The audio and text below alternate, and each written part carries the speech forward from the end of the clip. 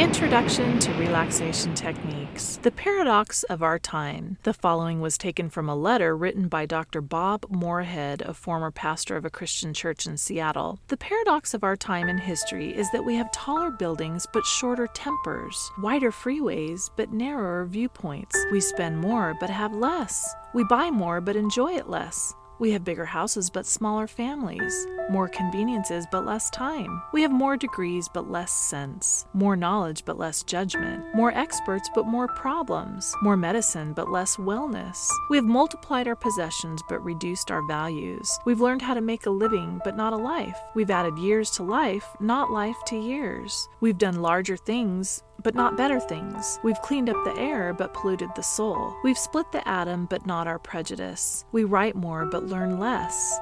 We plan more, but accomplish less. We've learned to rush, but not to wait. These are the times of tall men, but short character, steep profits, and shallow relationships. These are the times of more leisure, but less fun, more kinds of food, but less nutrition. These are days of 2 incomes, but more divorce, of fancier houses, but broken homes. It is a time when there is much in the show window, but nothing in the stockroom. Do you think it would make a difference in the world if every single person on the planet took time out each day to relax?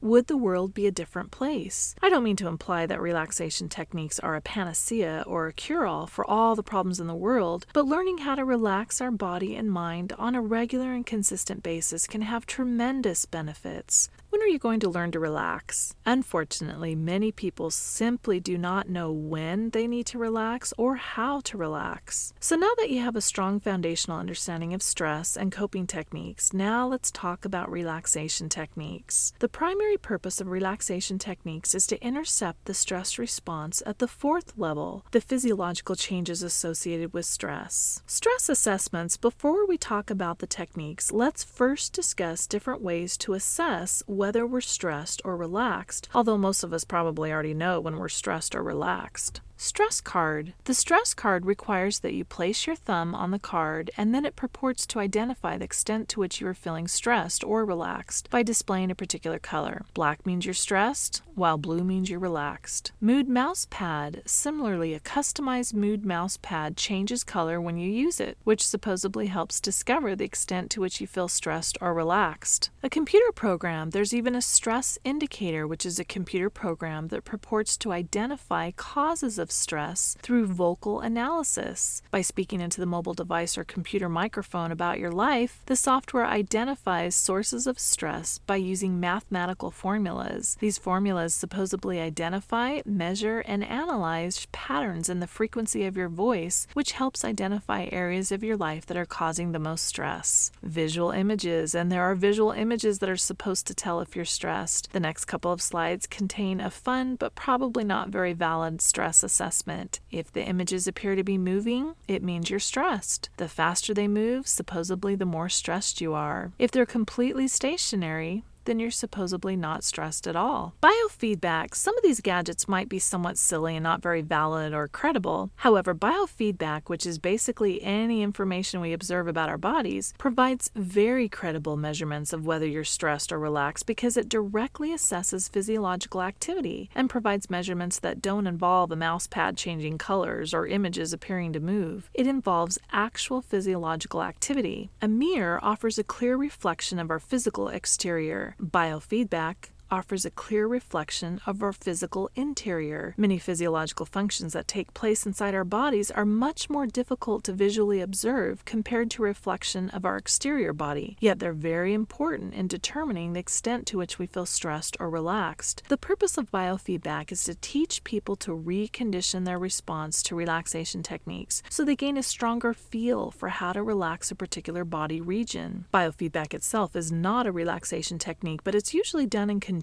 with relaxation techniques. The principles or premises upon which biofeedback are based are: 1. Information can be obtained about specific organ activity. 2. Every physiological change is caused by a change in attitude or consciousness. 3. People can be taught to control their autonomic nervous systems to influence these changes. In other words, people can be taught to control their physiology. Physiological parameters. Common clinical biofeedback tests are an EMG, which is is a test done to assess the electrical activity conducted by our muscles. An EKG assesses electrical activity conducted by the heart. An EEG assesses electrical activity conducted by the brain. And a GSR assesses electrical activity conducted by the skin. Remember, biofeedback is any information we observe about our body. It doesn't have to involve an expensive, sophisticated machine. Biofeedback could be as simple as taking your heart rate. Your heart rate is the easiest biofeedback measure that doesn't require use of any equipment. So taking your heart rate before and after doing the relaxation techniques gives you an idea as to how relaxing that particular technique was, at least for your body. You might prefer a technique that didn't produce the biggest drop in heart rate, and that's okay. Recommendations. Below are some general recommendations when doing the relaxation techniques. Get enough sleep. I know.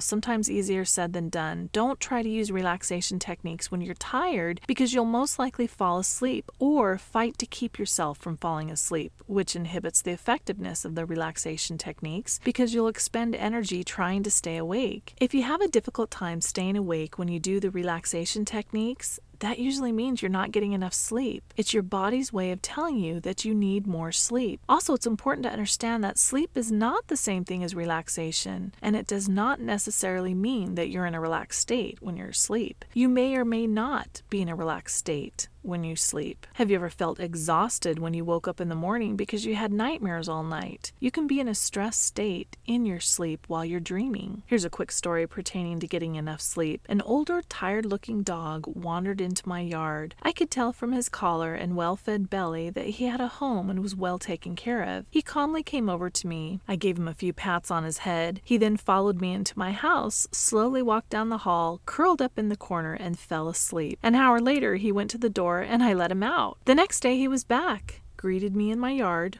walked inside, resumed his spot in the hall, and again slept for about an hour. This continued off and on for several weeks. Curious, I pinned a note to his collar. I would like to find out who the owner of this wonderful, sweet dog is and ask if you are aware that almost every afternoon your dog comes to my house for a nap. The next day he arrived for his nap with a different note pinned to his collar. He lives in a home with 6 children. 2 under the age of 3. He's trying to catch up on his sleep. Can I come with him tomorrow? Minimize sensory reception. Sensory information through the eyes, ears, nose, mouth, and body surface can sometimes compete for attention at the conscious level. By learning to tune out information from these sources, the mind can focus on internal sensations, making them more effective. So most relaxation techniques are more effective if you close your eyes because 90% of your sensory input is through your vision. It's generally more difficult to concentrate if your eyes are open. And it's important to try and find a quiet, private place to do these relaxation techniques so you're not distracted. But once you get good at doing these techniques and have been doing them for a while, you'll be able to get your body in a relaxed state despite noise and distractions around you. Try different techniques. You may have to try several relaxation techniques to find one that works best for you. What works well for one person may not work well for another. Don't give up. Try different techniques until you find what works for you. But also, many times it takes a couple of tries until a technique starts working. Be patient. I'm learning how to relax, doctor. I want to relax better and faster and be on the cutting edge of relaxation. Be patient when doing relaxation techniques. Don't force it. It's important to take a passive attitude when doing these techniques. Just be open-minded and let it happen. Use with coping techniques. Relaxation techniques and coping techniques go hand in hand. It's important to incorporate both the coping and relaxation techniques. They work best when done together because they complement and augment each other. The relaxation techniques are not as powerful unless you use them with the coping techniques, specifically cognitive restructuring. Taking a couple deep breaths, which is a relaxation technique, and thinking how a situation could be worse, which is a coping technique, is much more effective than just doing one or the other. Natural highs. Relaxation techniques, if done properly, provide what's called a euphoric feeling or a good feeling, a feeling of well-being or a natural high. I have a friend who loves tropical vacations. She feels the most relaxed when she's in the ocean. She says that when she's completely relaxed in or by the water, she notices that she'll take a deep sigh. She rates her vacations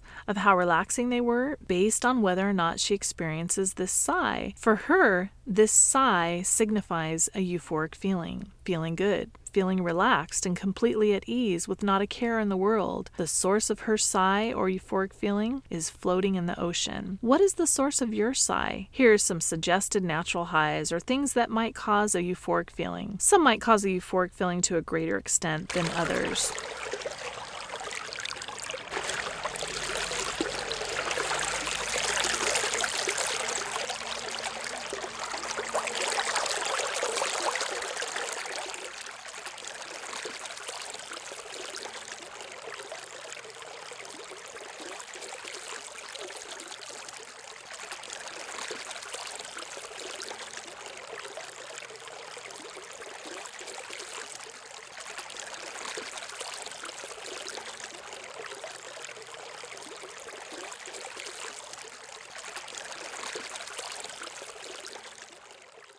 The supplemental video for this lecture is 5 relaxation techniques to relax your mind. It's about 9.5 minutes long, but I'm okay with you just getting the answers to the questions on the study guide and then stopping the video, so you don't have to watch the entire video. The guy speaks in a very soothing voice, which people either like or they don't, but listen to what he says regarding the difference between the mind and the brain. Key points: there are several stress assessments in the form of gadgets and equipment. The most accurate and valid assessment is biofeedback, some of which measures electrical activity conducted by the heart, muscles, skin, and brain. Relaxation techniques help intercept the stress response at the 4th level, physiological changes. There are several things you can do to improve the effectiveness of relaxation techniques.